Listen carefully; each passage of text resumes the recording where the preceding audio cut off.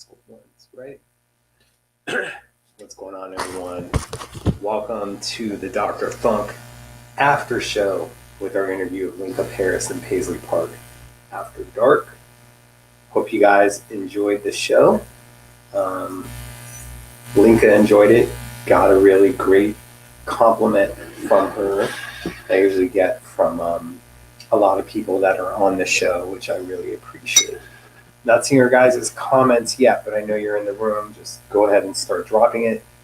But just want to let you guys know how much I appreciate you guys that watch live, that watch it afterwards, and how much it means to me and how much it means to my guest. It's just very important. And this show is important, and your guys' contribution to it is amazing. And I appreciated being able to have people on live like we were able to before, and we didn't run into too many problems. And that's just awesome to have, aside from in my headphones the Taylor Swift playing, and then there kept being a Siri thing that kept coming on.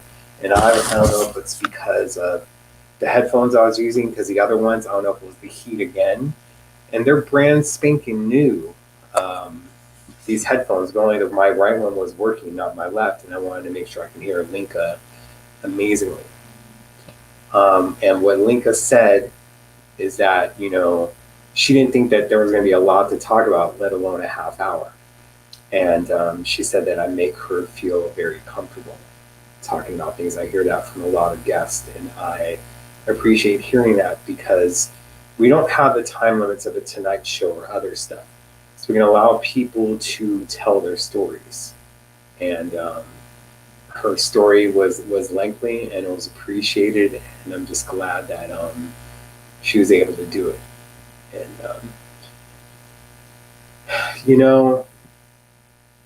and let me tell you something, like, these shows, I need to.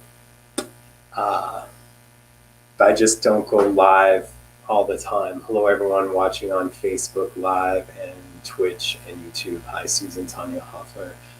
Hopefully I'm not missing out to that. All of you guys watching, it's appreciated there. But it means a lot to me as well, because what's going on in the world. And it's just tough, man, because I haven't seen anyone in over 2 weeks. So unless I'm like seeing you guys, I'm not seeing anyone. Going to Target just doesn't count, because it's not like random conversation. I think people, even though I dress nice, so I go to Target when I can, or I'll have a matching outfit even if I'm sweating it out. We don't kind of conversate with everyone. Hey, Lenka, thank you so much for being on, and your great stories and your compliment was really appreciated. But yeah, during COVID, it's just been tough. You just go through these things, and then I worked on myself a lot last year. We don't need to get into why, but I worked on myself mentally and emotionally first. Then my physical attributes I've changed over the past year. But the things that I learned to do to get over things that I was going through was going out to events, was being a social butterfly again, working out 3 hours, for cardio, and then another 90 minutes on going to the gym. And all that's been taken away from me. And it's tough when you are having to isolate yourself. You can only work out so much inside. I'm getting up into the hundreds of doing push-ups and things like that, but it's tough. And I don't have people come over too much and whatnot. And LA, it's there's a lot of people that don't believe it's real. There's a lot of people that do believe it's real. And it's just it's a lot. LA is like its own country a little bit. And we are a country that is so divided. It is just ridiculous. But it's just tough. And like I said, I don't live with anyone. There is people around me that have had COVID, and I believe it's something.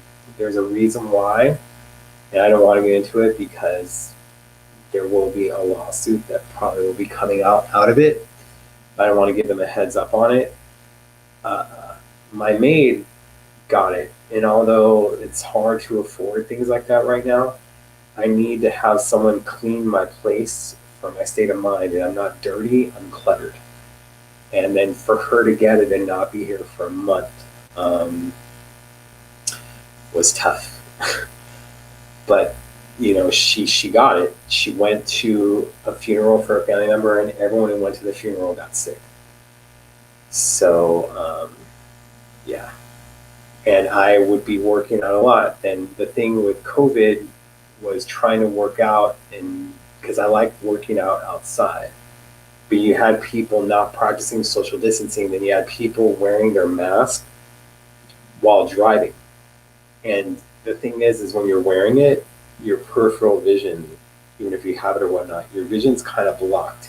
So I'd be walking in the street to avoid people, and I'd almost get hit by a car. I'm like, well, can't be doing this. But I did go back out to working out before it got too hot and doing 3 hours, but not 3 hours. I think it was 90 minutes to an hour. I was doing about 8 to 10 miles, but because I wasn't doing consistently as I was, my feet were hurting me. Social bubbles, not really. I lost a few people close to me in the past year, and I don't mean that they died, but they are dead to me. So I always had a close-knit circle of friends, but sometimes when your friends are jealous of you or things, it makes it tough. Because then that's something I had to work on, was trusting people, and then a situation comes up and just messes things up. But it's just tough. That's all I can say is that I don't see a lot of people, don't have family, and just I'm trying to respect it because I have a compromised immune system, being a diabetic, and a surgery I had a few years ago. So it's just things, and that's why Lenka's post and stuff like that means a lot to me. And I may not express it a lot because even though I was reaching out to a lot of people last year and trying to help them go through things, right now it's like I had to put everything inside to make sure for my own sanity that I do stuff. Morris, like I had it when he was alive, and it just sucks because I kept being Funkenberry secret for the first few years that I was doing it. My identity wasn't known in public, and then one website was trying to out me, and then I didn't want my close friends knowing, and a lot of them didn't know. But the reason I didn't want to do it is sometimes people pretend to be your friend because it benefits them knowing you. And then I didn't let people know the relationship I had with Prince and what was going on. I always tried to downplay it. And then when he passed, I let more people know about the relationship, and that upset some people close to me because they were wondering why it wasn't them. And it's just how it is. It's ridiculous, and it's sad. And then a lot of people after he passed away, they weren't hitting me up anymore. They were friendly to me when he was here because they got Aftershow information. They knew about when the new music was going to drop. They knew about concerts. But after that, there was I lost a lot of people that I thought were going to be my friends for life. And that was after 2016 and then last year. So definitely old friends for sale. Let's get on to other things. We're only a few weeks away from Sign of the Times coming out. It's going to be amazing. And of course, I said I wear something rave. I was looking for the guitar shirt of that era, which was a reprint from the estate or something sold. But I think that I have that in another room because although I never wore it, the shirt doesn't fit me anymore. When I was ordering the shirts from the estate and other stuff, I was a double XL, and then I would get stuff XL. Now I'm like a large and a medium, so that thing was already tucked away. So I'm wearing this one. And thank you. Like, I appreciate it. And that's the whole thing is I still do the things because Prince didn't tell me everything that was going on. I would find stuff out on my own. And I think that he liked it. And it's like, I would know what to post on him and what not to post on him.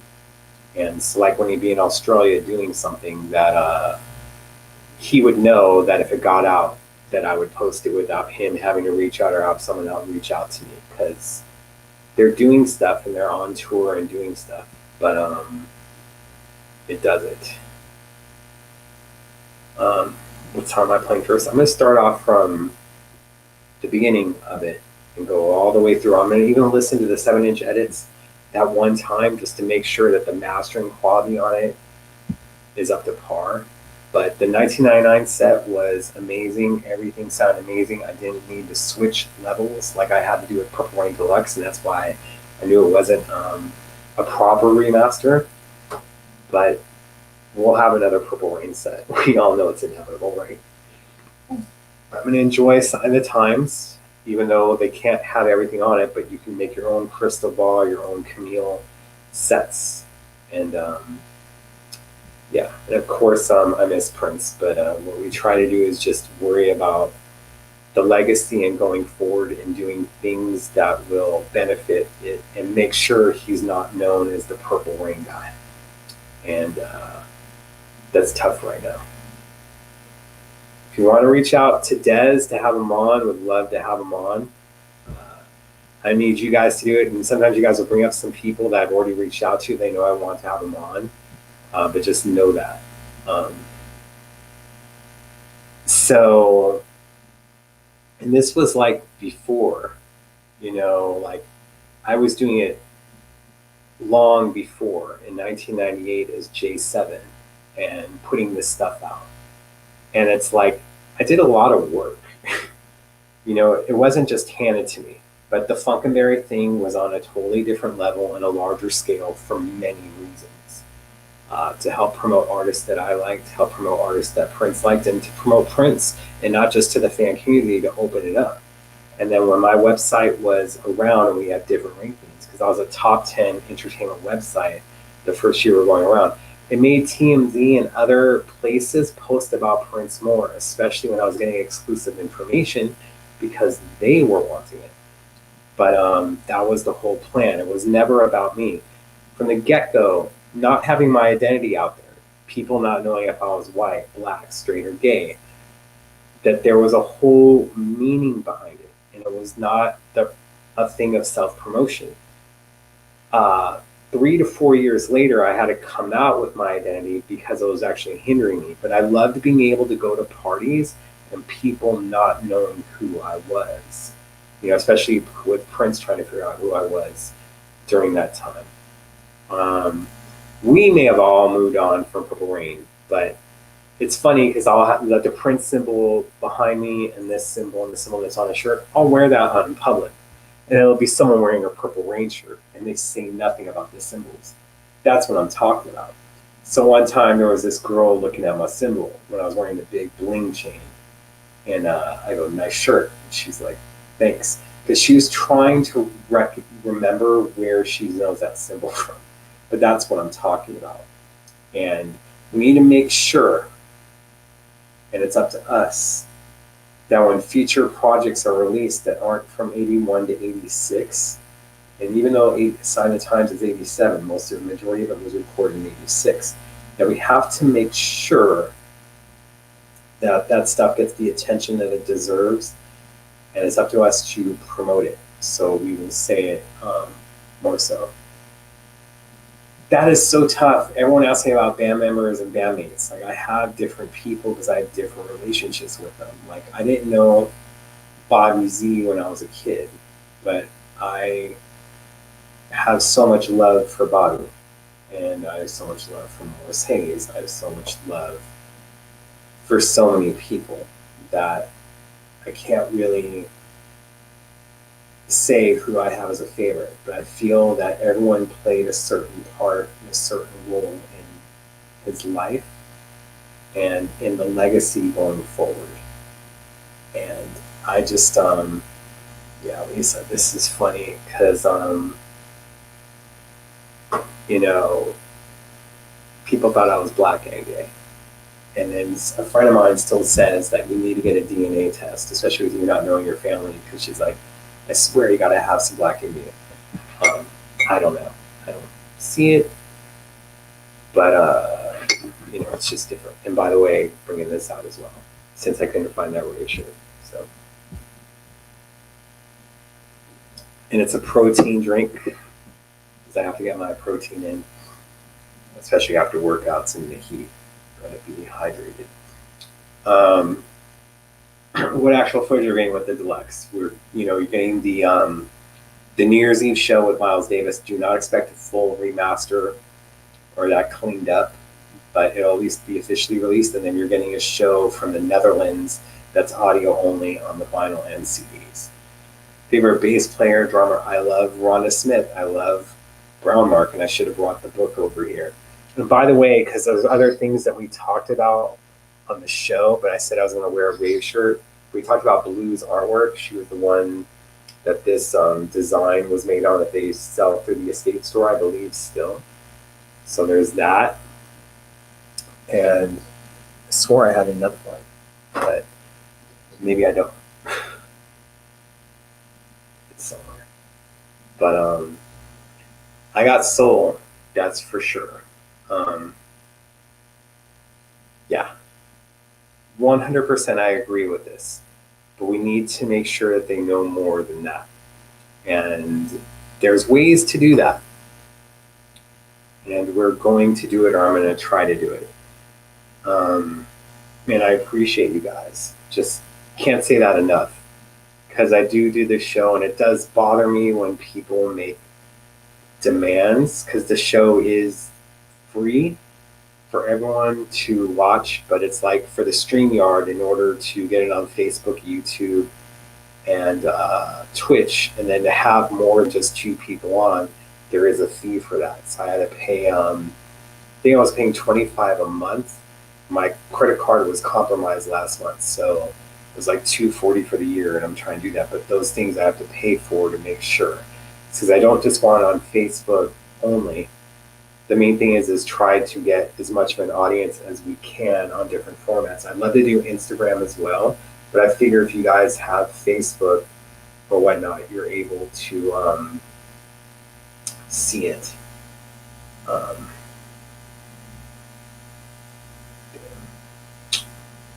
Someone's asking for something, saying to donate, but we didn't work on the show. Hey, when that happens, but it is what it is. Let's get back to other things. Oh yeah. I didn't have a chance to do the Dr. Fink interview or watch it yet. And thank you for the compliment shirt. It's very nice and comfortable. I had to shrink it because it's an XL, so it's like before I wore it for the first time, put it in a hot wash. So funny to hear from Blackish. Yeah. Blessing, and thank you for letting me know. I did get your DM about it not working. That's so weird. I'll try send it through here right now. I'll send it privately as well, but that's just weird because it's showing on my end. But maybe it was for the Venmo and other stuff. But I know it's easier sometimes for people for Venmo and whatnot, but this is for PayPal. Let's get back to the questions, but I want to make sure that's not ignored. Thank you. And the Spreecast, like I said, like we didn't have the things where I had to have a private link to video to send people to be on video. The thing is that you guys could be in the room. I go, hey, anyone want to be on camera? Like, oh wait, you were there at that show that we discussed? and then I just invite you, and it's at the bottom. And then what I can do is just leave the screen when I had a co-host. I don't do co-hosts anymore. I'll do guest co-hosts like Dave Hampton or Scotty, but then I could be testing your audio and your mic off screen without anyone realizing it. With this, it's like you have to have the link beforehand. But I like that it happened how it did today. It went out without any hitches, which is just great. And I just think because everyone's so used to Zoom and doing this stuff that it made it easier. Because I do want to have more fans on. Of course, when we have guests on, it makes it a little bit more difficult. When I'm doing solo shows like this, we can have it to make sure that things aren't avoided. But yeah, these shows are good for my mental health, but I don't do it every day because I don't want you guys getting bored of me. But you don't sleep well because of what's going on in the world. You can't have certain things on because of how hot it was being. You're only supposed to have like your air on and not at a certain level, and they want other electricity off, so it's been tough. And then, like I said, I'll go on drives and listen to my music, and that's it. But when it's 121 degrees, you can't really escape it. It was like still like 100 like by midnight. It was ridiculous. It didn't cool out through the night. It was like, because it was 116 one day and 121 the next. And the coolest it got was 93 at 7 a.m. And then by 9:30, it was 106 the day it hit 121. So here we go. Because this was my whole thing, is I put up in October of 2012 that I didn't want to do a podcast. I wanted something else, a video format. And this Spreecast was suggested. So we did a trial show. Then I let Prince know about it. Then in January, we did a show. And Prince was already reaching out to me at the end of 2012 to edit some photos for him and post it. And he was like, 2013 is going to be big, going to be awesome. So we did the first show of 2013. And then like his manager hits me up. Hey, can you talk like the morning after? And she's all like, Prince loves the show. He loves that you pay attention to the fans and their questions and how you're doing things.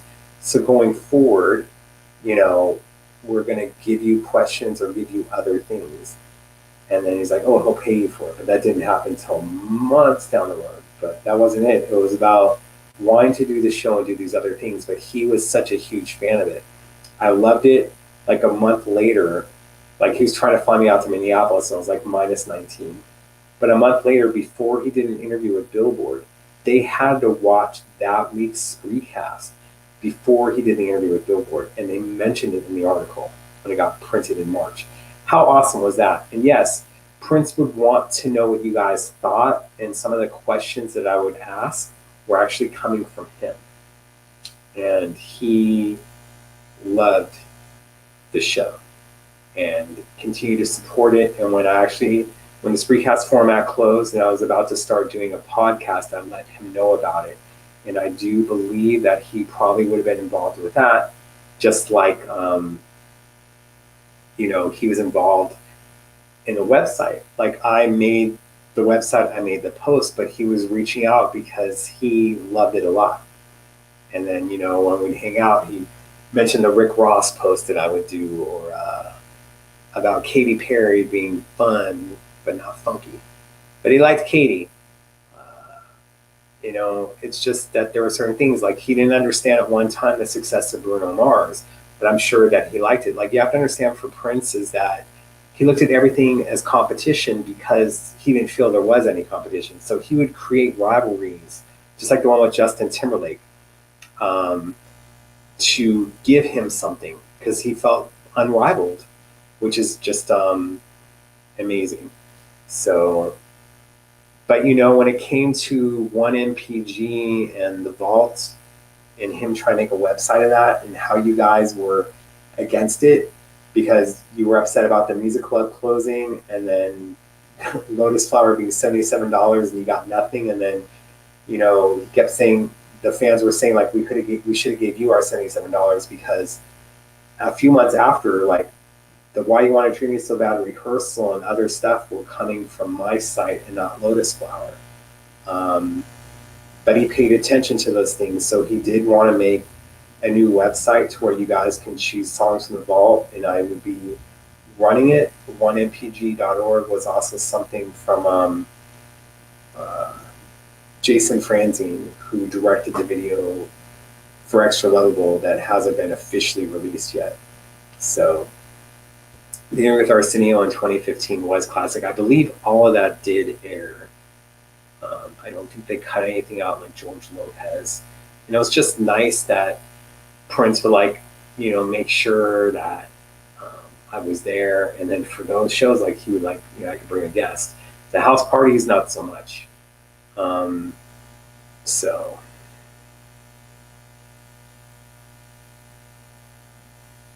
see, this is tough because I don't want to tell people what to do with their shows. The thing is I don't want revisionist history. So it's just about knowing stuff and correcting them if there is a mistake that's made. So, and those are those things. Bruno Mars loved Prince. I'm sure Prince did as well. Someone that worked for him had a crush on Bruno Mars. That may have been a little bit of it, like, why aren't you crushing on me? Why are you crushing on him? He was just playing a ukulele at that time when it was happening. But those things. Hey, Angela, hope you are doing well. As I was speaking about earlier, I haven't been checking up on people as much as I normally would because I've had to concentrate on myself and things I'm going through for my own health. But understand that I think of you often, and it's not a slight to you. And I hope you understand that. It's just this whole thing has just been absolutely ridiculous on all of us. So yeah. The Spreecasts were fun, and then we're extending it out. So, and that's it. As I try, look, I'm not saying that I know more than other people, but I try to go on what Prince would want. And it's very difficult. And to me, it's just about the music, but you also have to understand that Prince would change his mind all the time. So it came to stuff as a Funko Dolls. That's something that he wouldn't allow when he was here. But it going to the younger people and other people collecting it, it's a smart thing. Let's Go Crazy being used in a credit card commercial, that's not smart. So, a little bit, but Prince was more upset about equipment being stolen from him. One time when I was flown out to Paisley, he wanted to show off his first ever guitar and have people hold it. We didn't get to that. I have not read Brown Mark's book yet, but I do have it. I do plan on having it on the show. Same with Neil Carlin. Just so you know, even if people are doing a bunch of other shows, just know that I'm going to ask different questions and that it's not going to be the same. You'll get a little bit of the same, but you're also going to get a lot more. And that's just how I try to go with it. So, and I'm still grinding. So I thank you for that comment. It's a little bit different that, he's not here anymore, but I still grind. The thing is it's what Scotty Baldwin said before, and I know I repeat it. He goes, when Prince was here, there was drama. Why do you think it'd be any different with him not being here? And I'm all like, because when he was here, it was worth the drama. So there's a lot of backstabbing and infighting going on behind the scenes, and my name gets smeared a lot. And when you guys say why aren't you involved with the estate? Oh, there was plans, but there's other people that are involved that felt the need to slam me, and I'm not gonna do that. Hopefully in time, I'll be involved, and I'm gonna still cheer for them, the ones that had to slam me. So Denise, it isn't out yet, but I believe it is on Amazon and other things. You can search for it. I think it's called My Life in the Purple Kingdom. So yeah, the whole thing is that it's not worth the backlash with the fans. And then it was used in a sequel to a movie. I do believe that the music being used on TV shows and movies is smart. I didn't bring up this, but Prince was as a cartoon on American Dad this past Monday. That he was still alive, and he said he faked his own death to explore trains and other things. See, the thing is with Seth MacFarlane, since Prince has passed, he's brought him up a lot on Family Guy, and it isn't in a great light. Like when Meg and the brother were having weird dreams, they saw Prince, and I was like, they were like close to death, and like, no, fight the light, Meg, and he's like, but it's Prince. He's got so many drugs. See there, and then it was right before, like, yes, Seth has used Prince before, like in Price is Right thing, and then for American Dad, they used Nothing Compares to You and got clearance for it. But it's like Seth wasn't as mean this time, but I just don't understand why he's so infatuated with Prince. Like, I understand why he went after James Woods and went after Kevin Spacey. I just don't understand why he continues to go after him. So, yeah. Well, Lenny's still alive. You know, he can decide on that stuff. With Prince, you don't exactly get a choice. We don't want to have cream used for a Duncan Hines commercial, do we? You know, so thank you. I try, and I don't like what people have to understand. It's not about me. Just like I said, for several years, I had no one knew my identity, so it wasn't about me. But I do feel that I have to put myself out more. So this is one of the reasons for the weight loss, the change, trying to make myself presentable and make the show look as professional as possible, because I have to do what I can to be professional and not be someone who wears a t-shirt. No, I've not interviewed Apollonia before. I did ask her on the old show. She declined at the time. The thing is that Prince would like let people know to be on the show, and I think at that time there was just other things going on. Yes, what Blackish did was amazing in that they were fans, you know, and they're doing it as well. Thanks, really awesome. I try. You know, he called me a friend.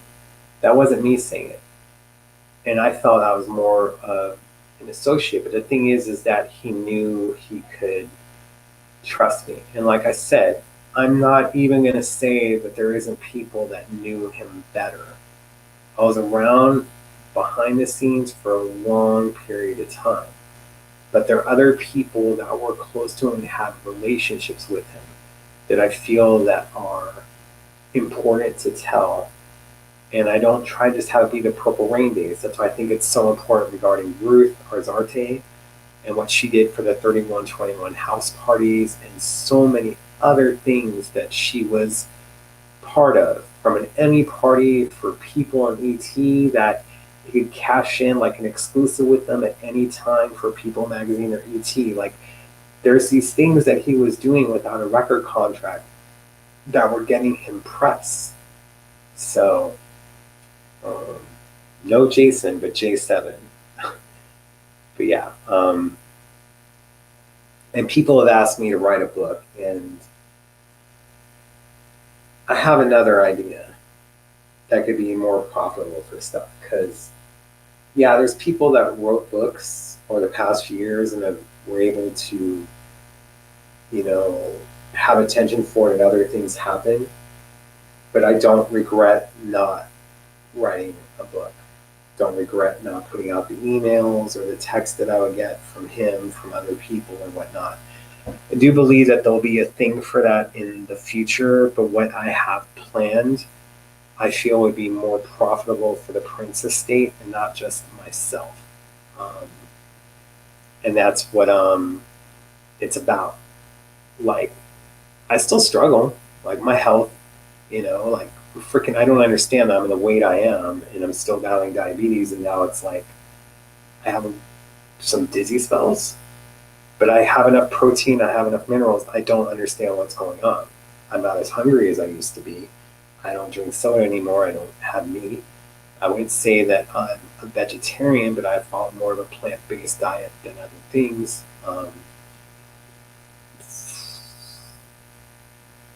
I did offer that before, and I told him, like, let me lose weight. I'll do panels. I'll do whatever you guys want me to do. But whose fixation? Blessing. Sorry, I may have missed something. Yeah, it was just trying to help out behind the scenes. But when you start struggling and then you're doing stuff full time, because I did have an emergency dispatch job when I was doing the website, but I decided that there was no room for advance for me. That they took away overtime, they took away extra pay that I was getting, and they bumped people up with a raise. But with how much overtime and extra work I was doing, I was missing out on $400 a week. And then they weren't going to give me job opportunities because they knew the website. And even though it didn't affect my work, they wanted me to give it up. So I couldn't do that. So I did the website, and it was successful for a few months till Google started changing how they did stuff, and people like Rolling Stone and whatnot that paid, that were bigger businesses, they showed up first, and it didn't matter about who was breaking news. See, I have high blood sugar, and yes, it did drop a little bit low over the past few weeks, but like when I was testing it yesterday, when I felt a dizzy spell coming on, I tested it and it was high. So I do have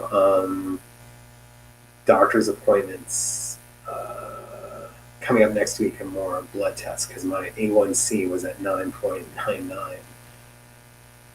But I think that had to do with COVID and stress because I had it at 5 at one point, but here's hoping to get it down, but I'm on meds again. Um, I don't have issues with sodium. That's what's funny, and this is why like it was all about getting healthy for me is I only have the high sugar. Usually diabetics, they have high sodium levels, high cholesterol, and issues with their heart. So I had none of those things. My cholesterol would be so low they thought I already was on cholesterol medicine. I'm not. Sodium, not a problem. Um, Try to have natural foods as much as possible and nothing processed. It's sometimes hard to avoid in this COVID age, but I do try. Um, yes, I did see the Patty versus Gladys thing that's going to be going on Sunday. Haven't been watching those live, but it should be doing it. Diabetes, the first silent killer before COVID.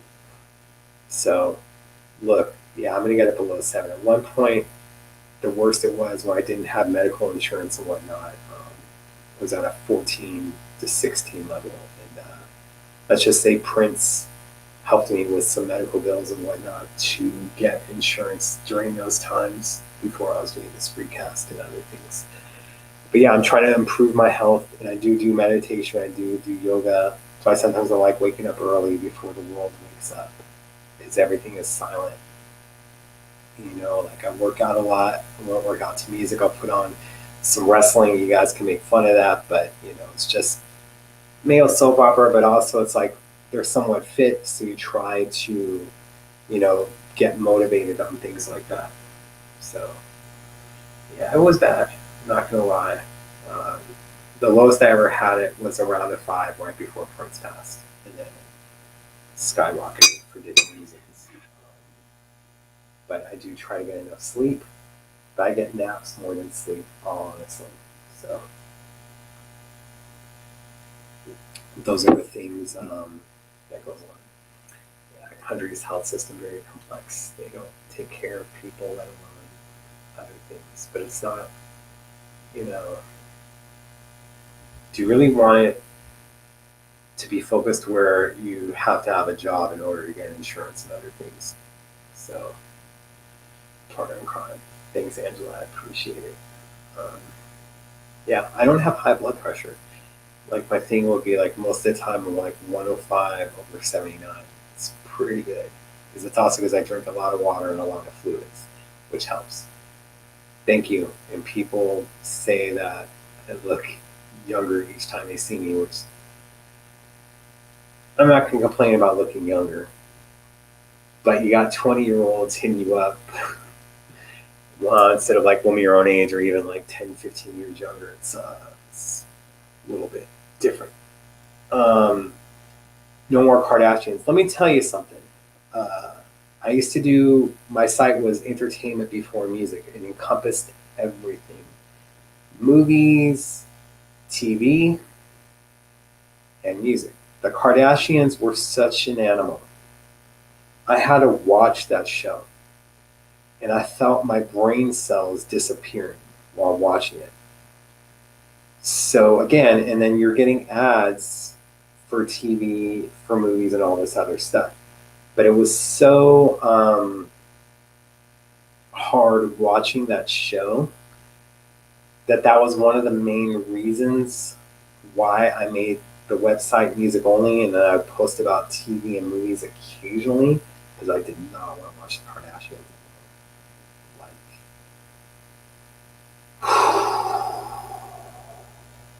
and look how much they dominated. Uh, so, yeah, we got California version of Obamacare out of it. Covered California, and some people may be unemployed and then they have to pay the fee for that covered California. Isn't fully covered. I don't know. I had a traumatic year this past year or over the past year. So my memory, it's scary. I feel like sometimes isn't what it was. Oh, that's old age. Don't worry, guys. I'm not forgetting the Prince stuff. I don't think he disliked him. Like, look, when it came to the Kim Kardashian thing, okay. A few days before at a show, Leighton Meester was brought on stage to be sung Somewhere Here on Earth. So Chris Humphries, who was a basketball player from Minnesota who loved Prince, basically got in touch with Kieran Sharma. And Kieran can tell this story, and there's some stuff I may get inaccurate, but I was told ahead of time that Kim was going to be called up on stage, and I believe it was supposed to be for Somewhere Here on Earth, for him to sing it to her. So, number one, Kim thought she was just going to be sitting her butt down, and that was going to be a slow song. And then she got up for a dance song and was just standing there and not dancing, and Prince said, "Get off the stage." Didn't say F off the stage like she told Madonna, but this is what Kardashians do, is they,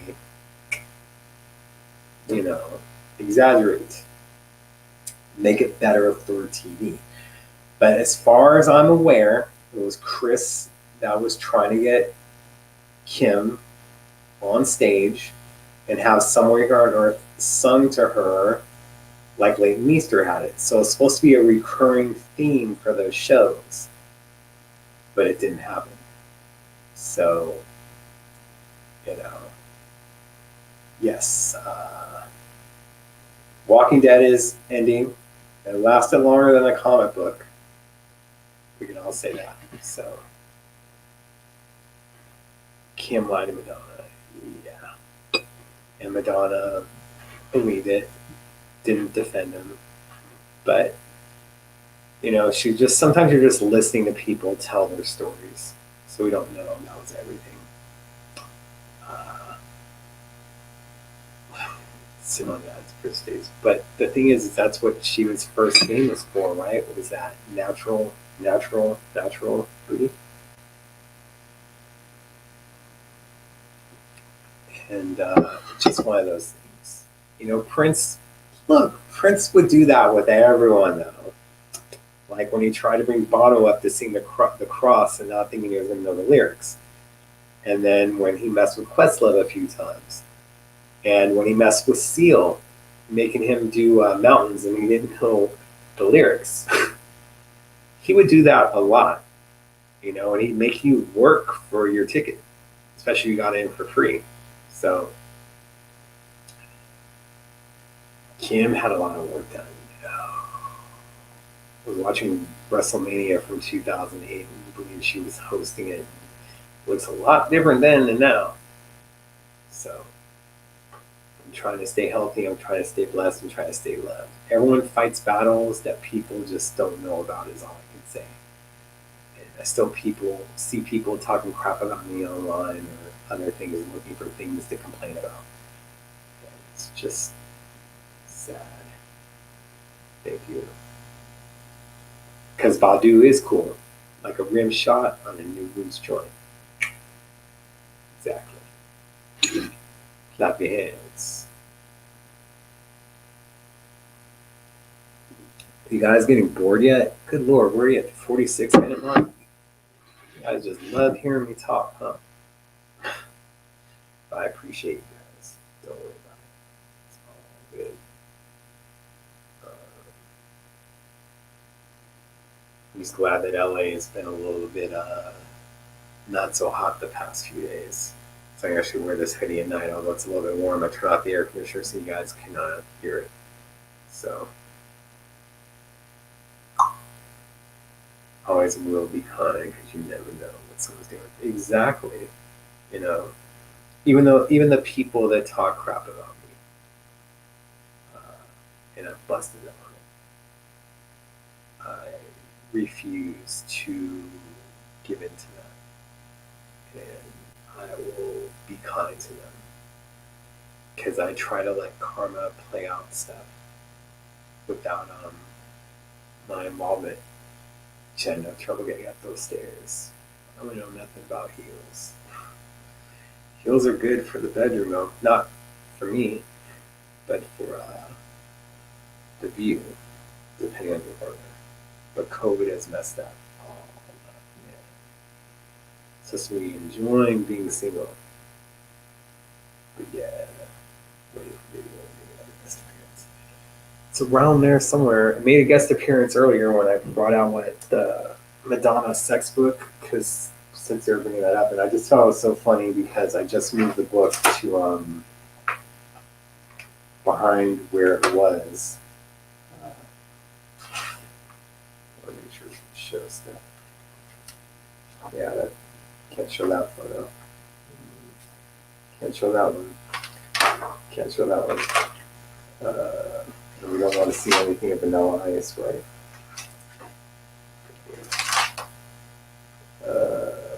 Someone think that's a girl. So, it's an interesting book, is all I can say. But yeah. And Prince is going to make like a book like that, shot by her Brits. Maite, I believe, was holding it during the Act One tour during Blue Light. So people don't ask her about that. People talk shit about nonsense insecurities. You know what's funny, Hoffler? I never met anyone except for one person.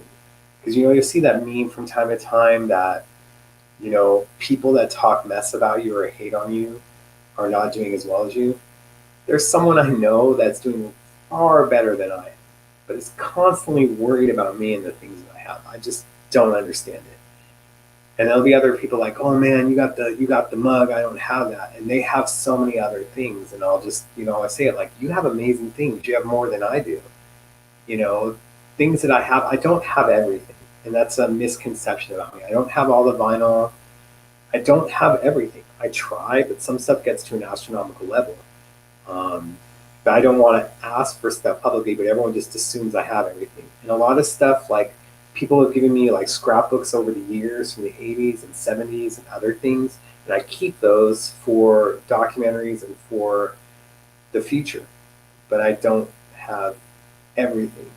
A few years ago, I let people know I didn't have the 2010 CD, and then I was told years ago that someone was going to hook me up with it. Then they never did. So then I just put it on there, and they're like, "Oh, I'll mail you," and I didn't say like to anyone, "No, someone else is mailing it," because they didn't come through. So was actually sent two. So I gave one to Dave Hampton because he didn't have it. I figured the person wouldn't mind. Well, now you know two people that have the sex book. So, but that's it. Is I don't worry about others, and I will clap for them. They may not clap for me, but what do I gain by dissing them? Whether it's in public or whether it's behind the scenes like they did me. I'm hurt by it, um, but there's nothing that I can do. So I just try to be positive and try to do other things. I do feel that my ancestors must have been real jerks because I don't understand a lot of the things that happen to me. That's all I can say. I try to be a good person. I've made mistakes. I'm not perfect. I try to do things. What version of Sign of Times I get from the new set? All of them. All of them. You know, I treated myself to birthday present last month to make sure I get that stuff. So it's fan herder mentality. Yeah, it's just ridiculous. I'll never understand this because there's things that I don't have. Like my DJ friend, he has the P Control 319 single. I go, oh my god. You know, I just go, wow, that's really cool. Like before I got into the 3121 house parties, there's a friend that was going, and I would call her, and she would tell me about what would happen. And never did I ask her if you can get me into the party. Never. I enjoyed listening to her stories because I would absorb everything through memory, and she's so glad that she would have these conversations with me because there's stuff that she forgot that I remember. So, you know, but that's it. Is I wouldn't hate on this person. I was just happy that they had that experience. And everyone has different Prince experience and has different things. So thank you, Susie. And I do go hard for my friends. And sometimes I will never understand the betrayal or the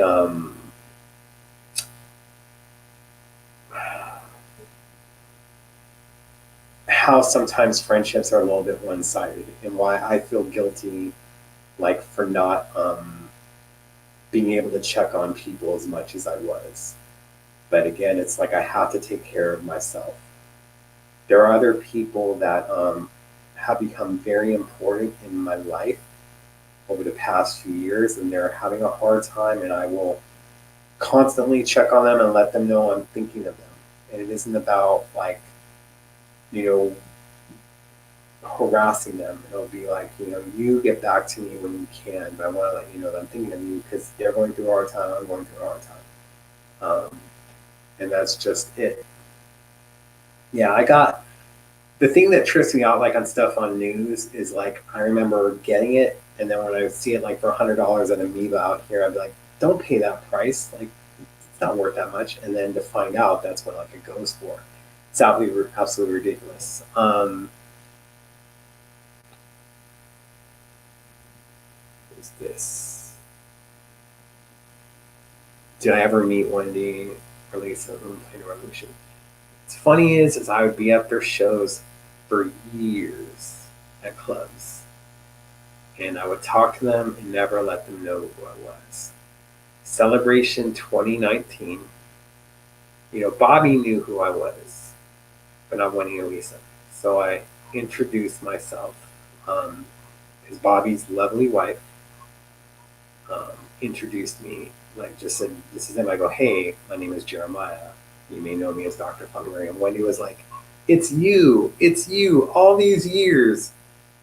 Like, it's you. Like, they wouldn't believe it. And, you know, I talked with Wendy earlier this year, saw her at Paul Peterson's show. We're able to talk a little bit more. I did talk with Lisa at length after the Revolution show in LA in December. And just amazing. And I want to have Wendy and Lisa both on separately because they have so many amazing stories that you've got to hear that maybe you've heard verbatim the stuff that they've done together. But I think to have them on solo would be great. Of course, with the Prince podcast and the Sign of the Time stuff, you kind of got to wait for those shows to air before we can have them on. But I'd love to have them on just to talk about Sign of the Times and other stuff. And this is why you can have people back on again when you talk about a certain era, but then you can talk about other things with Wendy. And of course, there's other questions that I have for them that I know that no one else has asked. But that's what makes things interesting, why I feel that my show is a little bit different than other people's show. And not only because you guys. So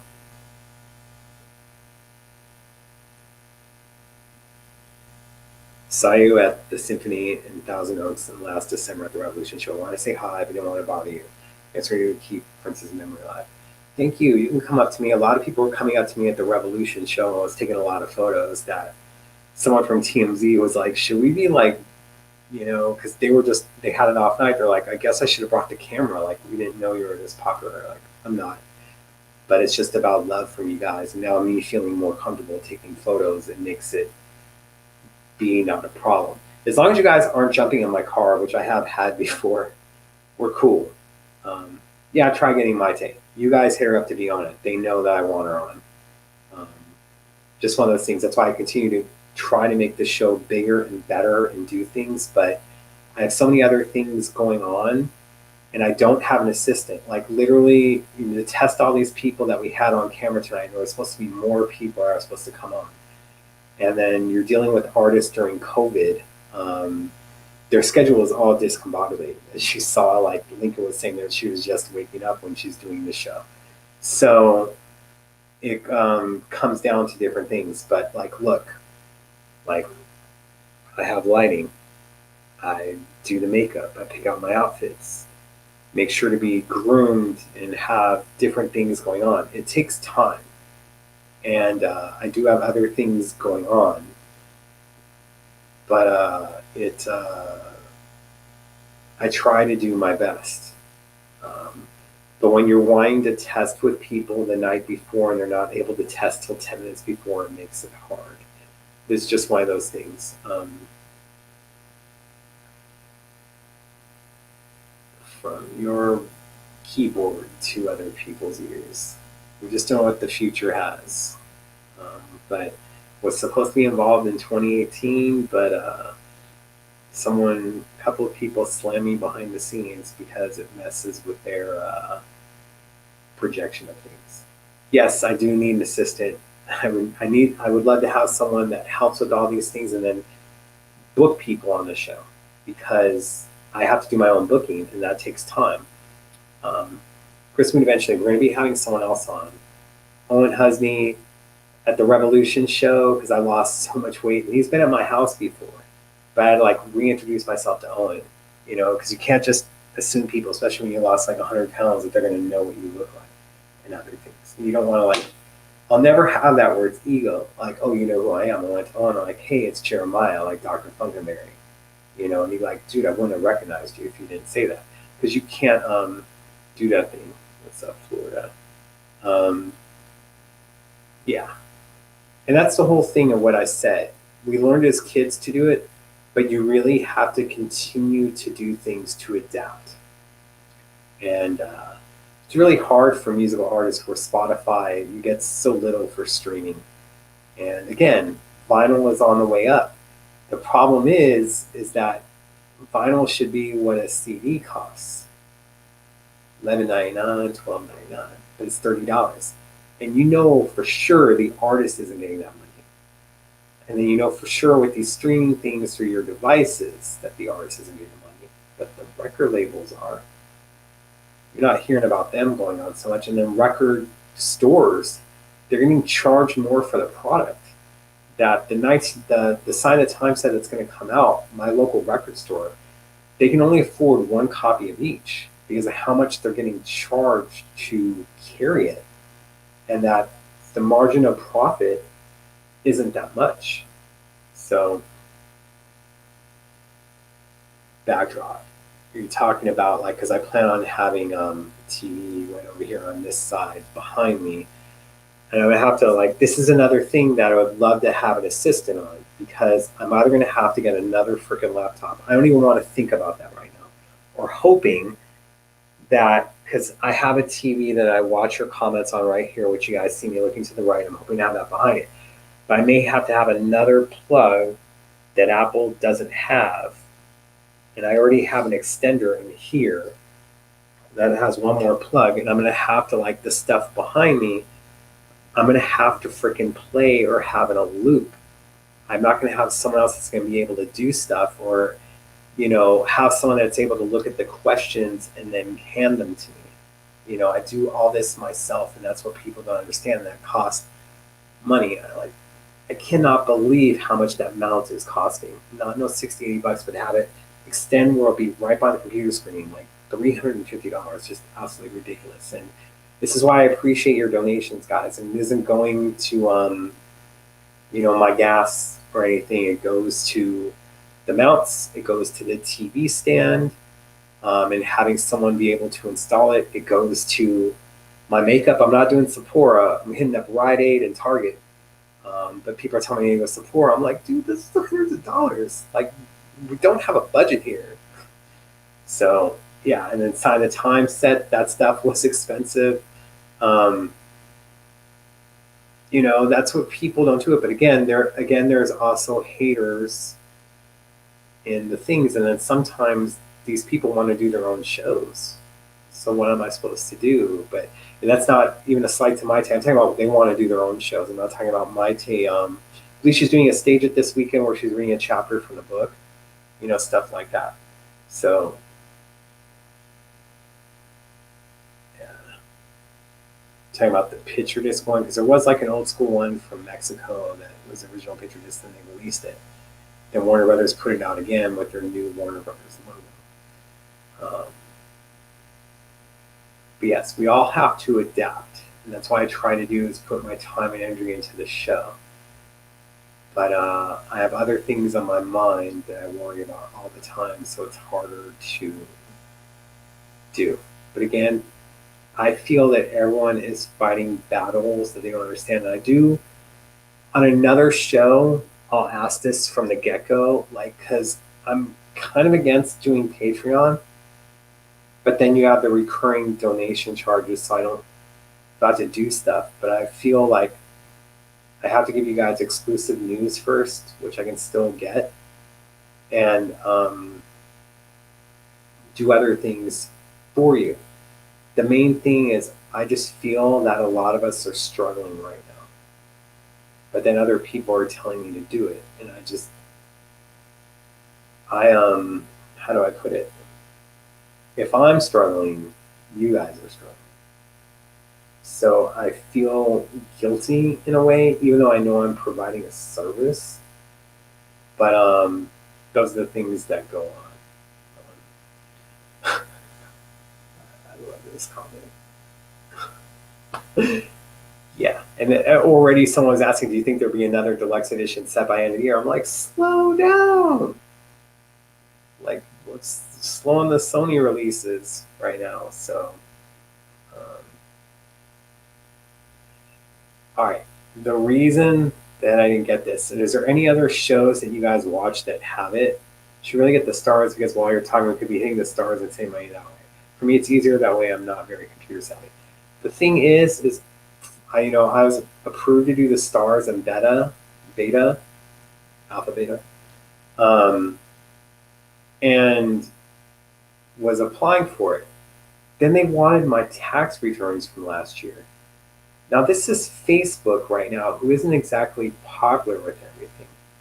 Like, how come the other places that allow stuff for money to be made aren't asking for tax returns? But before I can get stars, that's a cent for each star that is given. Why do they need my tax returns when some people won't even turn over their tax returns? Just saying. So as soon as it started asking for my tax returns, I exited the star program. So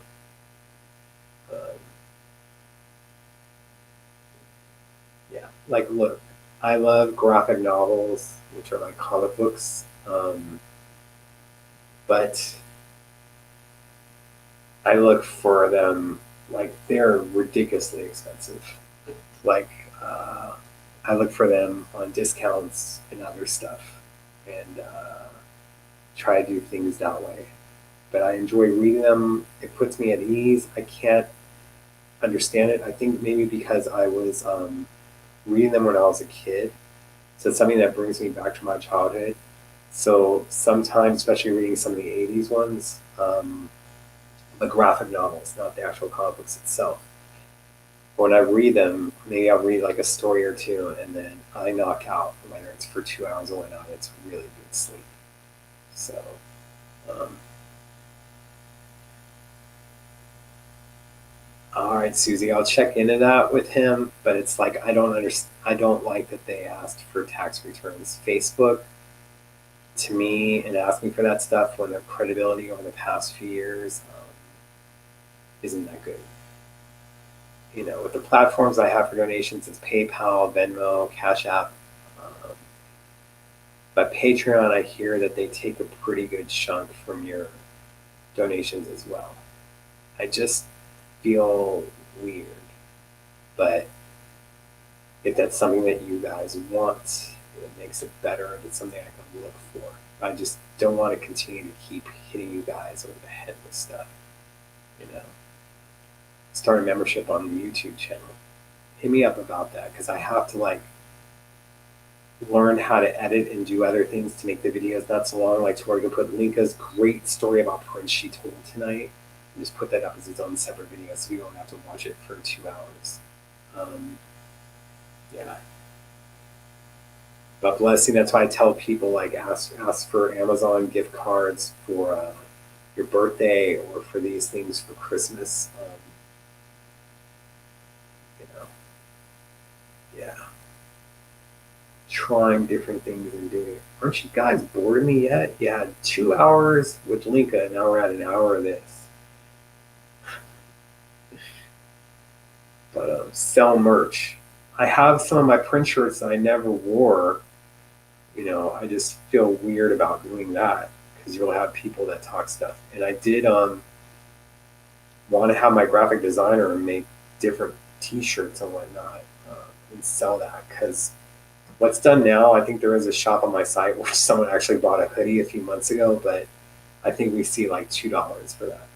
So, but yeah, that's why I tell people like ask for Amazon gift cards for your birthday so you can order the Sign of the Time set or a gift thing for your local record stores or things like that. So, um, yeah. See, and then people wouldn't think of interviewing Lenka, but she has amazing stories to tell.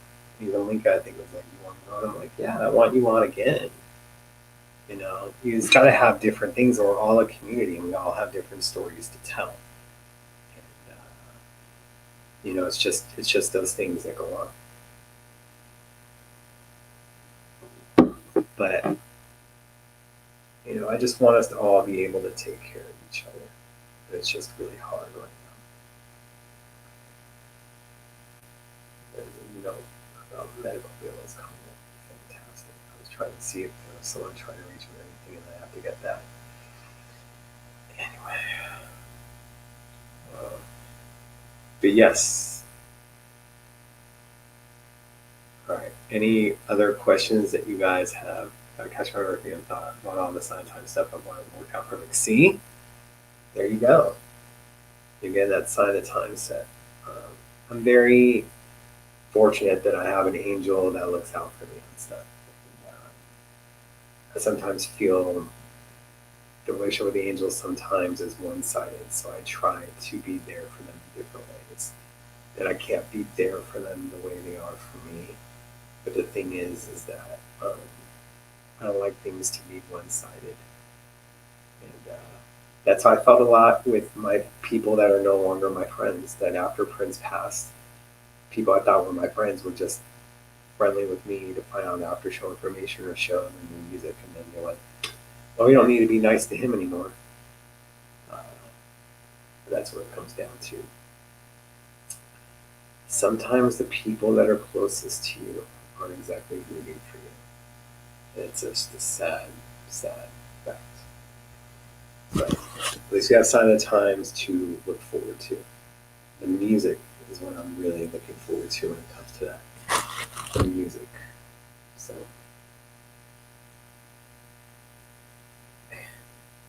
I love you guys. I just want to let you know that. I'm probably your best friend if you're listening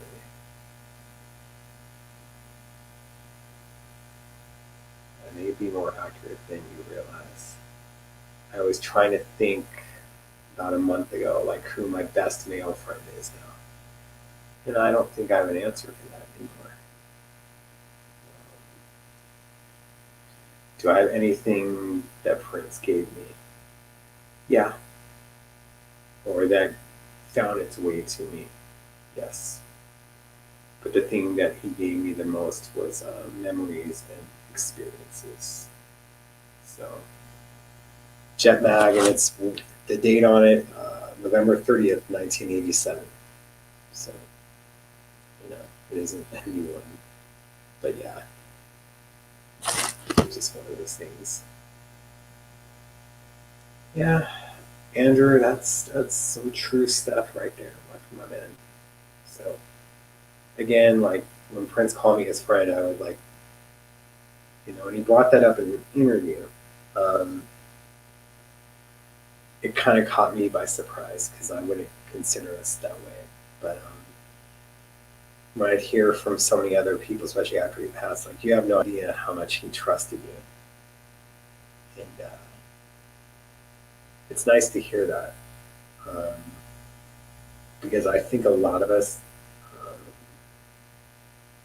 have regret in some ways that we couldn't be there for him in different ways, but we can only be there in ways that he allowed us to. And remember, he kept a lot of us at a distance, and then the people now try to do this with me because they want me away from certain things, and it's a little bit different. I guess I'm my own best friend. I used to say all the time that the only person I can trust is me, looking the person that's in the image of the mirror.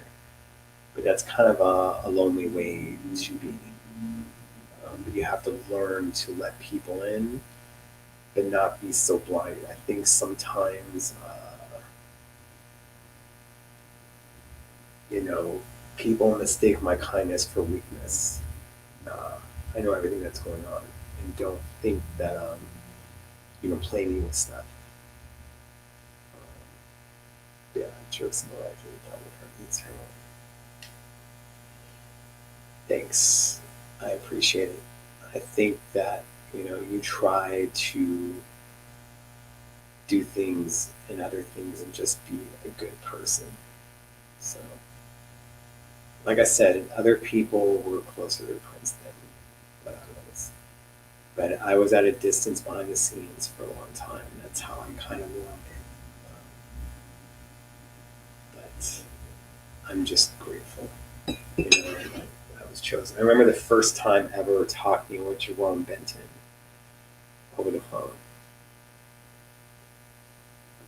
And then I just started thinking about all this stuff like Prince, like us driving around, and then the other experiences I had.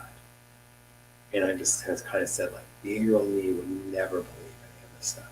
Because that wasn't my intention. The 8-year-old me, his music was an escape for me from a pretty bad life. And I've had pretty good Prince love. Not as much since he's passed, but that's because, like I said, there's other people with other ulterior motives. So, what values and friendship do I cherish?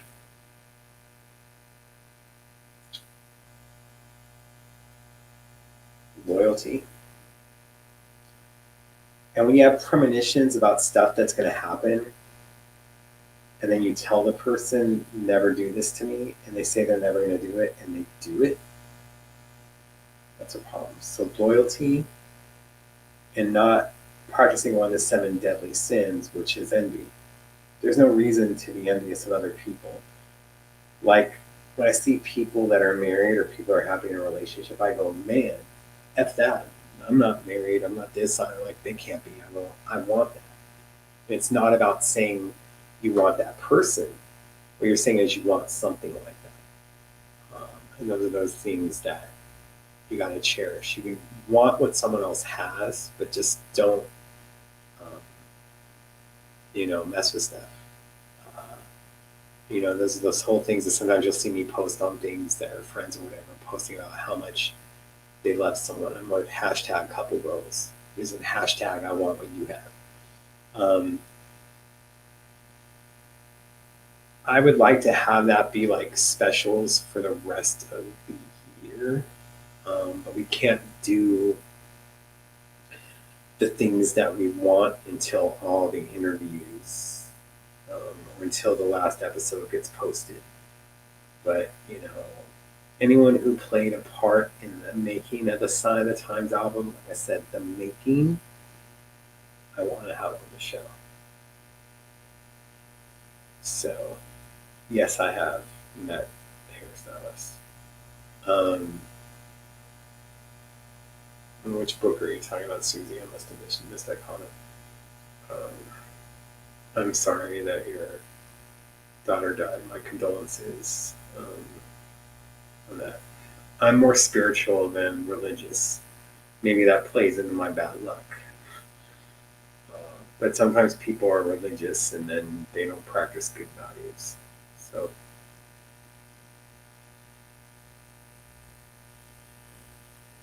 I would see people crowd around you at the forum shows and think they're only hitting you up for after show information. I always felt weird about that. Like they don't know you but used you.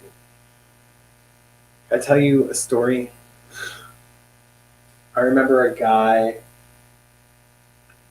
being next to me at the foreign shows, like, "Hey, you're Dr. Funkenberry, right?" Because I literally just let out my attendant through my identity. Like, yeah. It's like, "Dude, I follow you all the time. It's time to know about these shows." I'm like, trying to say thank you so much. And before I can say anything, he's like, "Do you know how much I paid for my ticket? I didn't pay the $25. I paid this. Like, I found a bargain on it. Oh, that's great." And then it's like he's asking me questions, and then he answers it before I can do it. And I'm just sitting there like, he's not giving me anything. And then he went on the org, and the reason was because later on in the show, like I turned around and one said, "Oh my God, I love your Prince necklace." And I said, "Thank you." And then she goes, "Are you Dr. Funkenberry?" And I go, "Yeah." And she's like, "Oh my God, I'm such a big fan." And I went, "Thank you." And then I was allowed to ask questions. Like what I was trying to ask was how many times did this person see Prince? But he was already answering that before I could ask. So I'm asking the girls, and they were answering. So the guy goes on the org, goes on social media, and goes, "Oh, don't talk to Funkenberry unless you're a female. He doesn't want to talk with you." It's not true. The thing is when you're asking uh, questions, let the other person answer it. Like you gave me nothing. The girls were allowing me to ask them questions and answering it. It's just different. So, yeah. I've had very good Prince luck, like I said, until the past few years with certain things. And someone asked me on Twitch, that's what's the deal with Prince.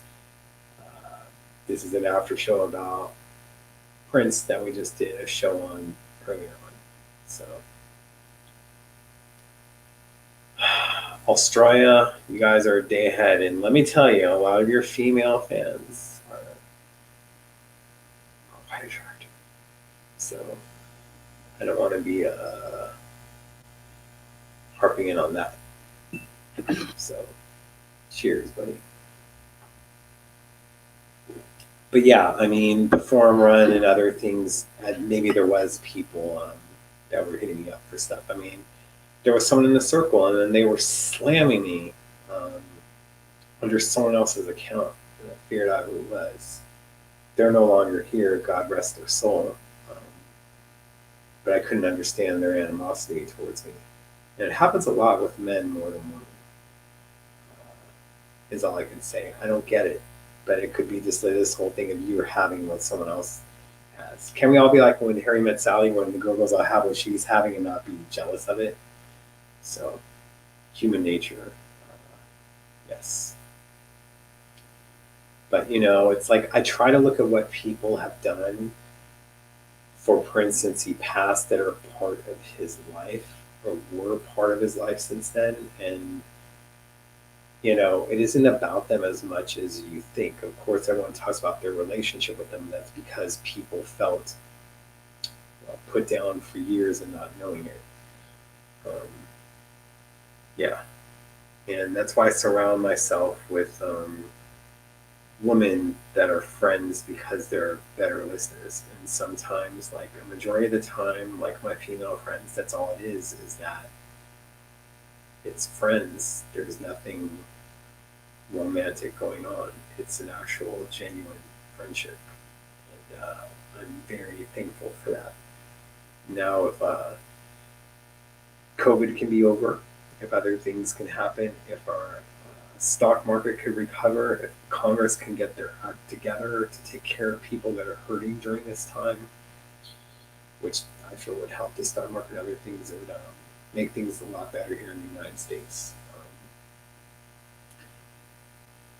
Well, men are kind of jealous with that. They worry about it isn't like who dies with the most toys wins. We still both die.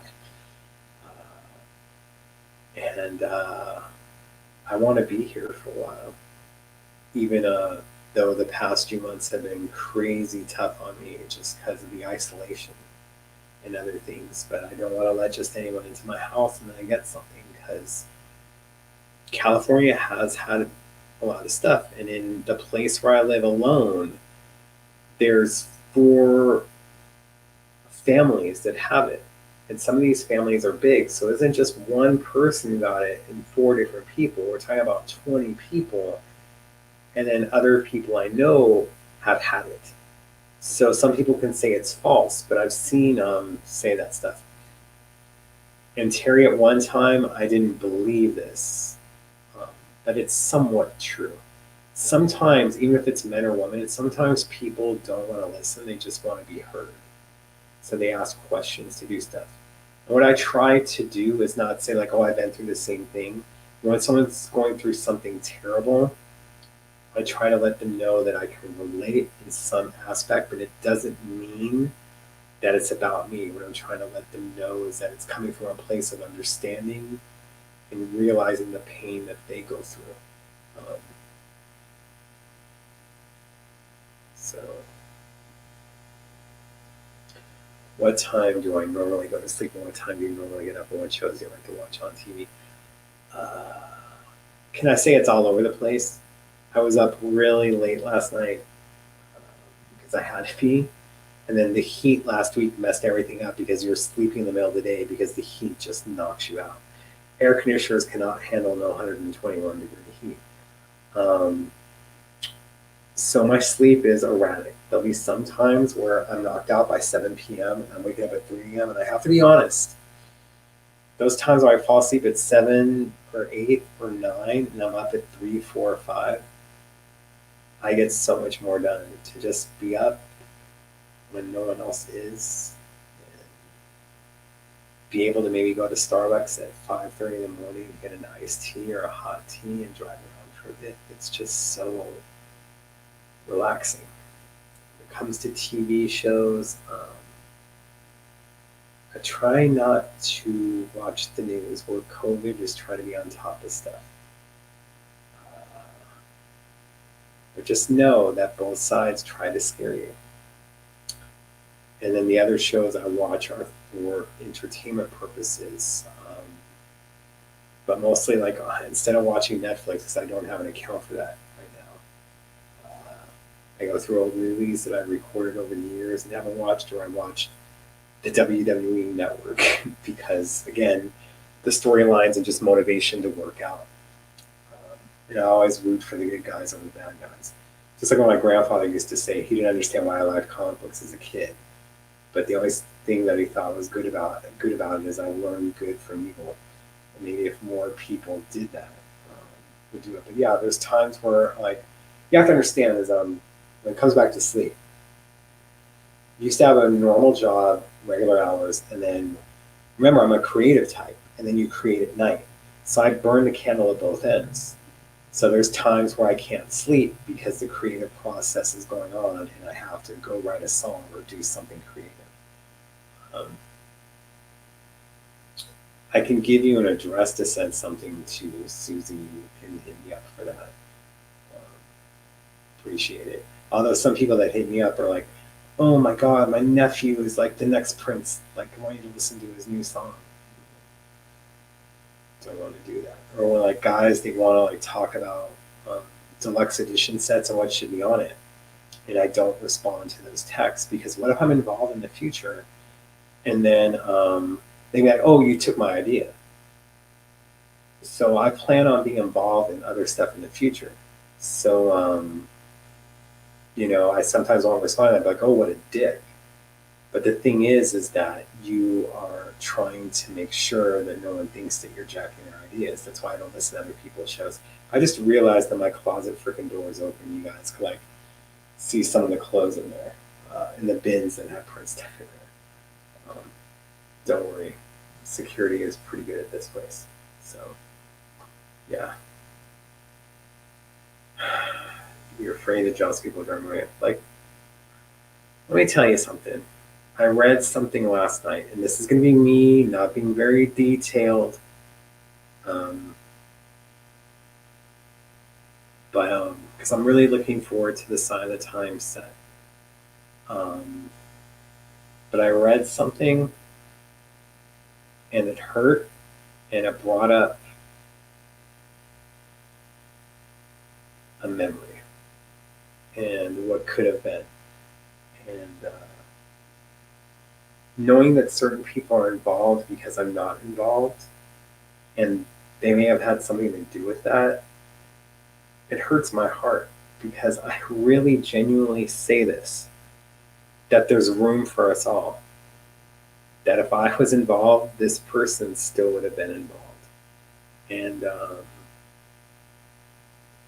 they've trashed my name for a long time.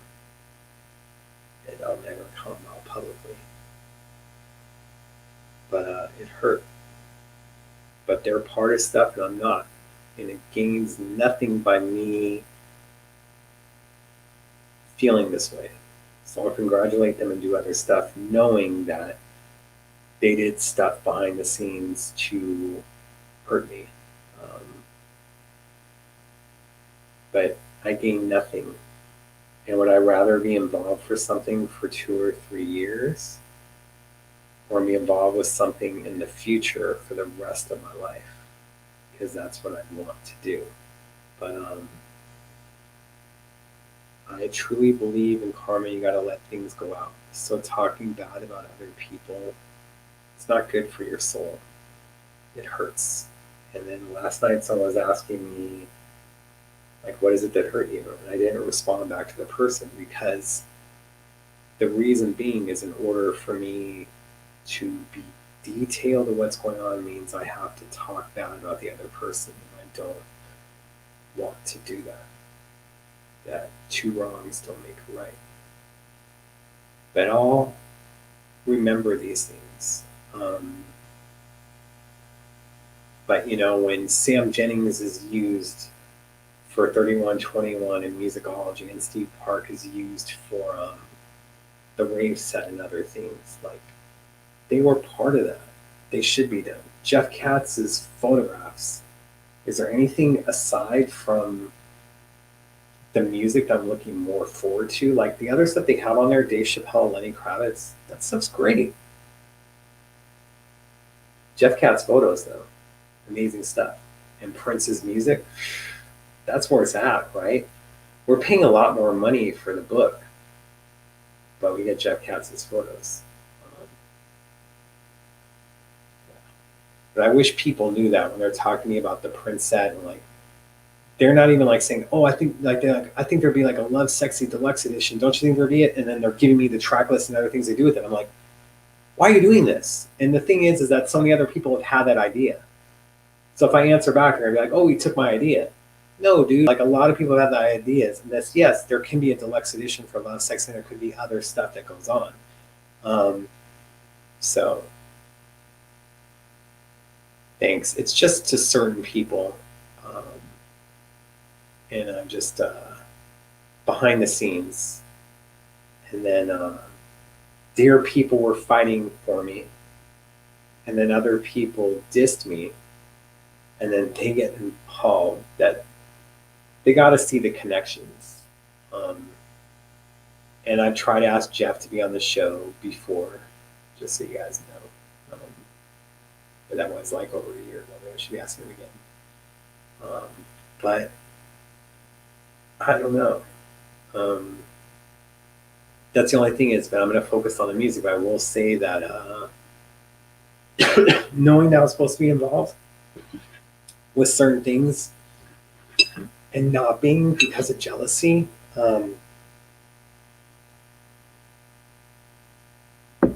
I was like, great. Like, I can't even look forward to the Sign of the Times set anymore.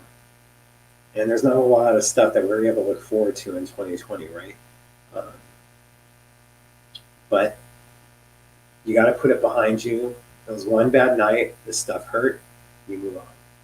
And that's what you have to do. And that's it. I think in time, Jeff will make a book. But right now, all he was approved with the estate was for those prints to be made and other things. Um, yeah. So it just sucks when you have people talk stuff about you, and then you have friends that are no longer your friends that you thought would be relationships for the rest of your life. That's not there anymore. It just happens a lot with men. They worry about stuff a lot. I'm sure that women do stuff too, and they're catty with each other. But yeah. But I enjoy my own company. It's just not good being isolated, and I'd rather be alone than say be with other people that surrounded me before, because I already felt lonely during that. So what's the point of being with someone if you feel lonely? So I'd rather be alone and deal with stuff. It just sucks during what's going on in the world. So I believe in it, Sylvia. I believe in it, but people need to yeah. People need to stop. Am I still friends with Manuela? Yeah, we don't talk as much, but I have nothing but love for Manuela and graciousness. Like, people play different roles in people's lives, and especially his. And don't try to pit exes and other stuff against each other. They all have different stories, and you only heard one side of things. And I feel that people have stories to tell, and it's their right. But understand that they have love for him and had love for him and still do. So, um, about Paisley Park, wouldn't it be cool if they did different interviews that people put up on a soundstage and have it rotate? I think it would be amazing. I think there's so many things that they could be doing and be playing for you guys in that. The podcast, the audio shows are amazing, but it would be better to have a video format and have that playing and have that done. I mean, we're doing it every week. And then I'm sure there's stuff like when you're having Netflix be a part of things, like ask them, like when they're interviewing someone from the Sign of the Times era, to talk about Sign of the Times, so that footage could be used for other things. So, never talked to Manny when she was alive. No, as far as I'm aware, I didn't. There would be messages that would come through the Bump Squad email stuff and other things as J7, but I'm not certain it was her. So, but it's just different. Like, I didn't talk with Jill Jones till after he passed and other things like that. It's just different because remember, I was just trying to be behind the scenes. I wasn't trying to play up and like, hey Jill, what's up? I'm like Funkamary, blah blah blah. You can't play stuff. You can't think that everyone knows who you are. That's why when I introduce myself, I'm like, hey, my name is Jeremiah. I do stuff under the Dr. Funkamary moniker.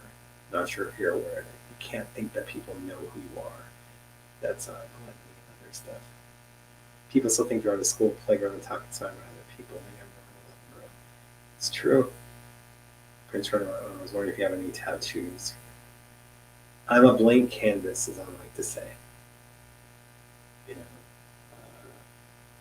so there's nothing on me tattoos wise. A blank canvas. I don't even like body hair. Like hair on my head and hair on my face. That's about it. TMI, I know. Sorry. Yeah. I didn't even get into that. You guys can have that conversation between you two. Jill Jones has not been on the show. Would love to have her on. She has been in here in the room when Andre was on. It's just that, it's been too hot to be doing 2 shows a week. And there's other people I want to have on, but I would love to have Jill on. I'm trying to get other people on that haven't done a lot of shows or have never done stuff. That's why we got Van Jones on. That's why we had Lenka on. Because I feel that everyone has a Prince story to tell. So she was so nervous. Oh, nervous to meet you, Andrew? The thing is, with the Sign of Time set, we're talking about the recording of it, so there's no plausible point because they came on afterwards. Now, if you're talking about Sign of the Times, the movie, and other things like that, it's a little different. Someone tried calling me.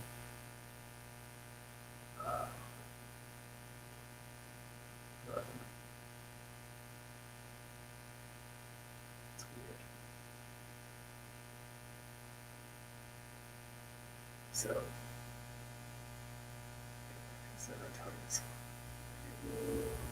I'm sorry that that's going on. Do your thing, be positive, but it sucks. And someone said on Twitch earlier that friends are for a season. It's unfortunate sometimes that that's the case. I would love to have a pet, but can I tell you about how many friends have dogs and then the medical bills they can't afford? These stuff going on, they're telling me it costs like $2,000 to $4,000, and people that have cats, like it's just. I would love to have a dog. The main thing is wanting to make sure that your dog gets fed and other things. So I'm sorry to hear that. Whether it's in 2014 or this year, it's still difficult. It's a loss. So you guys aren't tired of me yet. I'll say within the next 23 minutes, we gotta cut it off.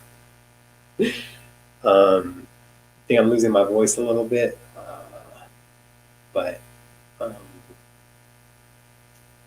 it's good for me. But like I said, like I want to have human interaction. Can't remember the last time I hugged someone, or last time I kissed someone, or any of those things. But with COVID, you got to worry about so many different things. It's ridiculous. I just try to work out a lot, work on my place as much as possible, inside and out, in the place around me. So,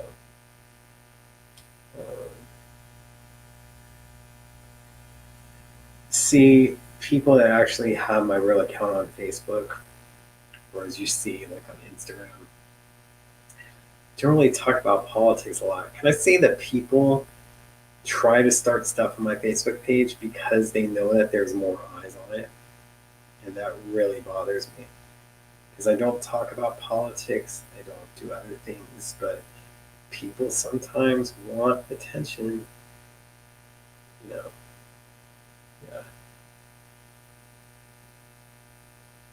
Cats can be expensive and other things, so different in the USA with insurance for pets and for us humans. $1,000, jeez. And me, I'm a sloppy eater, eating crackers, the dog eating off the ground, and so many times I'm taking my meds, a freaking pill drops. I know a dog would be all in that. You don't want a dog having your diabetic medicine. So, cats. Cats, I feel,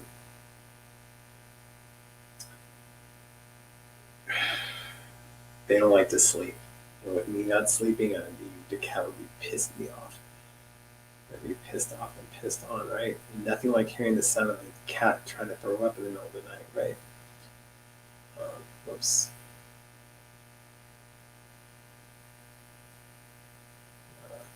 you're only allowed like 5,000 friends on Facebook, so I try not to have too much of that. And I try to go, if you're following me for print stuff anyway, just better to be on the fan page. And I 100% agree with this. So what I mean, I do like that they made a Third Eye Girl era one.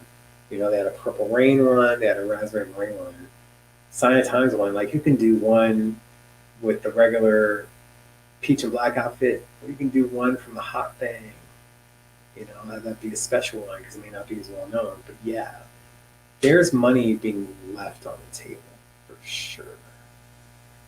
So yeah, as you try to see, I don't try to get political and stuff and how I feel. We do talk about COVID because I believe it's real. Because I've seen people that got it, and I have to worry because of my compromised immune system. That's what it comes down to. So yeah, I would love to have a dog, but right now it's just about not fish. They died on me too much, especially in this 121-degree heat. You don't have central air. I remember having a fish, and I had to go to Palm Springs one weekend as a kid, and we came back, and in the fish bowl was just the fish bone. It was just the skull. So, and see, they can do that for the next thing that comes out. You know, the Pretty Funko like this. You know, and then have one of like Wendy and him. You know, for a bigger Funko collection for the video. So, yeah. And again, COVID to me is not a political issue. So I talk about those things because it shouldn't be a left versus right thing. It should be a let's look out for each other thing. And thank God it only happens every 100 years, right? But we couldn't deal with masks in 2018, in 1918, can't deal with it in 2020. Rabbit. I know a lot of people that have rabbits. That's cool. Blizzard.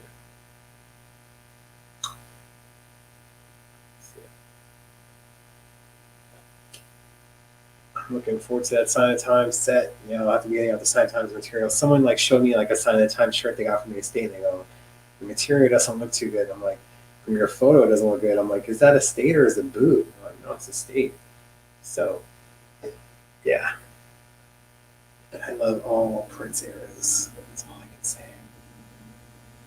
Like, and can I just say, although there's been stuff that came out recently, I'm not talking about that, but the Revolution was pissed on, in my opinion. Like the Purple Rain tour and it being the same set every night. But a few years ago, their sound checks came out, and them playing stuff that wasn't out for years and just jam sessions. Their Revolution was a freaking kick-ass band. Like, I love the MPG, I love other things. It isn't a competition, but I'm glad that those sound checks and those rehearsals have found a way out. And when they get it released officially, we all got to buy that stuff.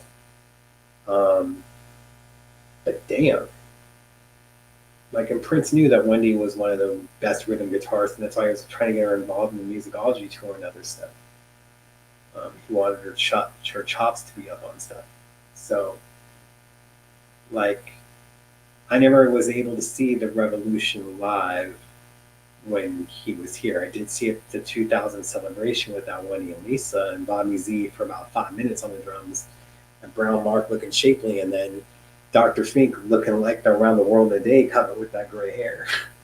But I'm team for everyone. I'm not team for Prince and the revisionist and try to do stuff. But everyone played a part, and the Revolution is important. And they're more well known in the MPG, especially because the MPG had so many different inclinations over the years. But, you know, I'm thankful that I know Bobby and I know all of them now. I don't hang out with them as much as I would love to. Wendy doesn't live that far from me, but you know, they all played a tremendous part on me in my life without them realizing it, and I'm just fortunate and grateful. You know, I was attracted to Wendy and Lisa as a kid. It's like when Wendy like gave me like a kiss on my cheek earlier this year. Again, that 8-year-old me, it's like freaking out for a second. I think like she saw it on my face a little bit, but you know, those things are an 8-year-old, and the things I was feeling probably weren't exactly PG. But after Purple Rain, how can it be? How to be? It smelled at different things at times. I don't want to light the candle. I have the PRN candle, and I'm thankful that I have it. But yeah, I missed the Prince dance parties and whatnot, and I'm just glad that I went to the ones.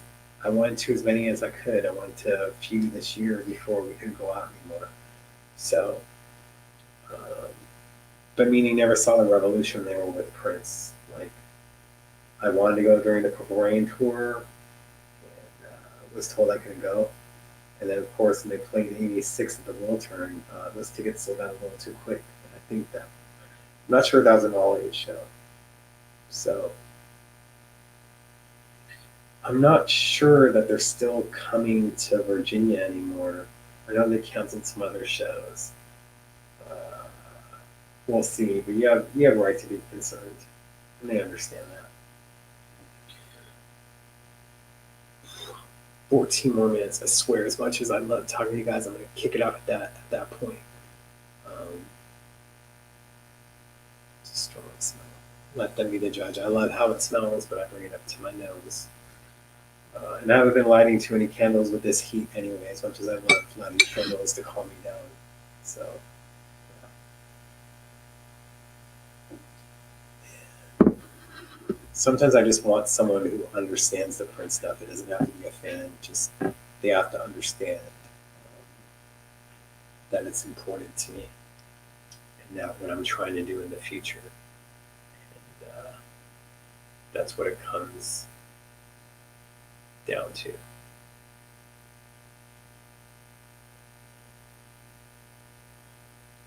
And I just saw like a few donations that you guys sent in. I appreciate it always. So it's the no. I'll give you guys a few more minutes. 13.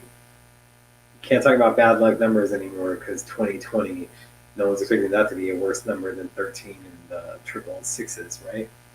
So, my first ever Prince concert was the last Prince in the Revolution concert in Oklahoma State in '86. Craziness, right? Craziness about that. Um,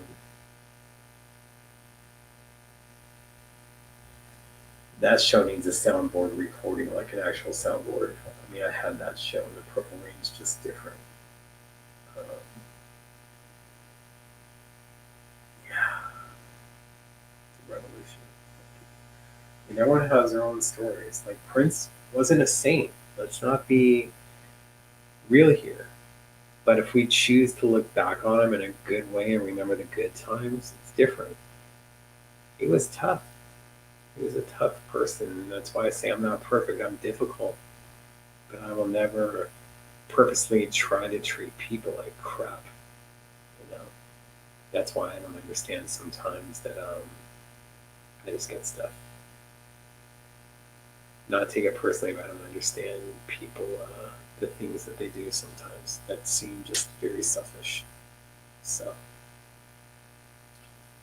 I feel very blessed in Prince luck over the years, for sure. And we'll see if that continues. If I could have another life, would you come back as Prince after everything you know? No, because I kind of enjoyed the experiences with Prince and seeing him perform, and I wouldn't be able to enjoy that if I was alone. He was a constant workaholic. Sometimes he didn't seem happy unless he was on stage, or even then. So, love back to you, Kayla. Yes, he was a perfectionist. That's hard to deal with.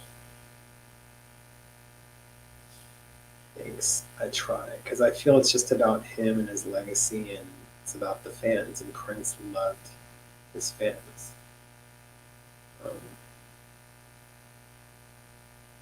yeah, Prince can be tough. So people are going to give Mark grief for the stories that he told. But look, Mark had love for Prince. In 2000, I saw him after the celebration where I was just talking about them being on stage with him. I knew that Larry Graham was about to be out, and I posted that on the org and other places like, oh, Larry Graham isn't leaving. And I'm like, no, the last show at the celebration is his last show at the band. And I asked Brown, and this is just one of those things. I asked Mark, this is just one of these things. And I try not to talk about because it just makes you seem weird. But again, like when I'd say that Prince wouldn't send me everything that I would post, I know what to post. That I would know things without being told. So I asked Mark after the celebration, like, and it wasn't true. I didn't hear this, but I had a feeling. And I just said, is it true that Prince is asking you to be back in the band? And he's all like, how do you know about that? Because it just happened. So apparently Prince asked him like probably like an hour before I talked with him.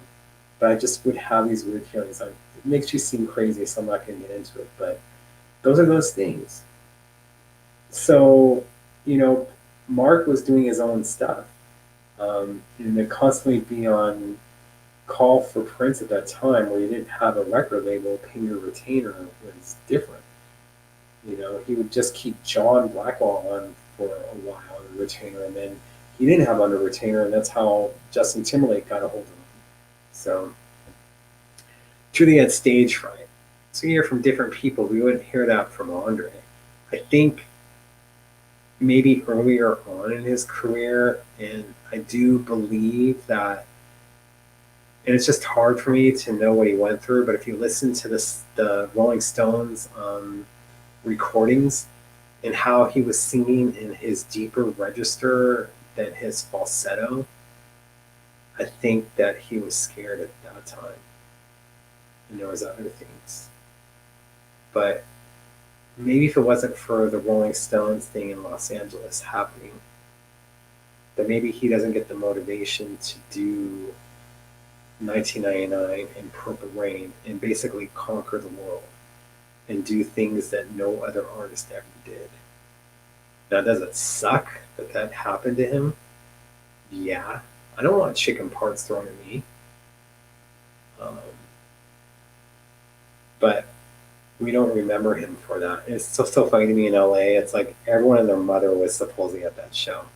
I met probably, exaggerating here, probably over 500,000 people in my life, and that the Coliseum holds over 100,000 people, but I don't think there was 100,000 people there. But I've met probably 500,000 people who tell me they were all at that show. Just doesn't make sense. I wasn't at that show. I was young, but I don't remember it. Yeah, I met Prince here from Minnesota back in '86. Hopefully, it was nice that he wasn't trying to take a photo. Teachers always want you to be better, 100%. Do I know Larry Graham's two songs which I love so much? One in a Million. Thank you for letting me want something on with Graham Central Station and Sly.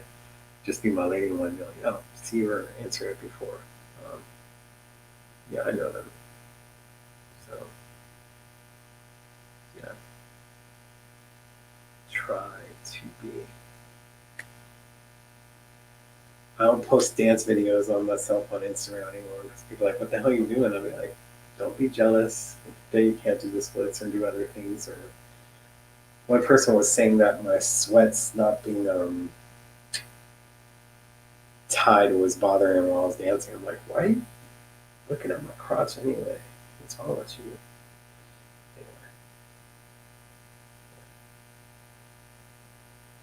Anyway. Yeah, it sounded brutal. I heard people talking about it in a parking lot one time. And on purpose, I played Let's Go Crazy just to fuck with them and be like, have a little bit of a, they're just talking about it and all of a sudden the music's playing. I did that on purpose.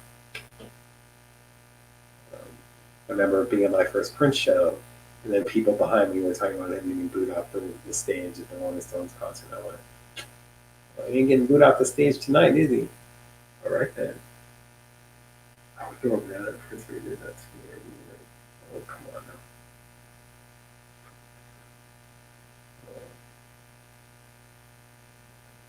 I would want a T-shirt from that some people have, and then they say they were there. But you know, there's some things that cost a lot of money, and I just feel in time that I'll either be given it or I'll find it for a lot less, and not give it for someone that's trying to sell it like for a ridiculous amount of money. So that's how I come down to those things. Um, but yeah.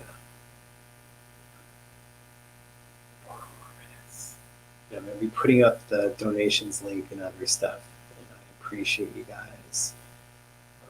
You donate if you can. If you can't, it's cool. I'm just gonna put it up because then people are like, man, I was trying to donate. You didn't do anything at the end of your show.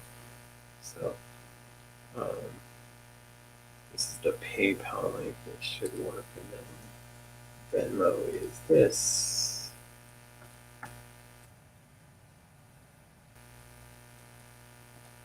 And I think Cash App is a $sign before.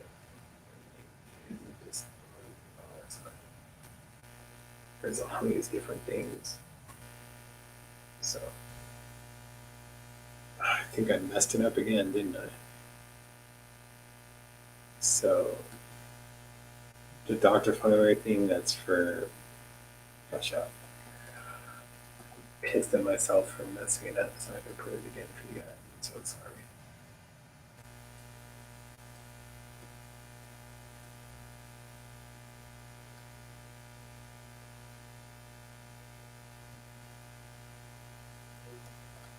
This.